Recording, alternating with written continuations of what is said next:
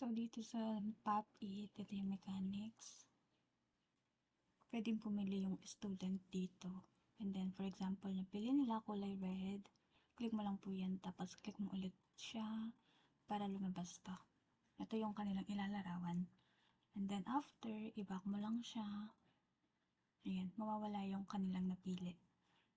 Then, for example, tapos na lahat tong mga balloons na to, nag-pop na sila. Or na-i-pop na lahat tong mga balloons na to, click mo lang tong next button para mag-proceed siya dito. Tapos dito naman, for example, nag-quiz sila using the one fold sheet of paper, ganyan. After nilang masagutan tong 1 to 5, 1 to 15, merong mga answers dito. Click mo lang tong number 1 for checking. Click mo lang to. Ayan, lalabas yung correct answer.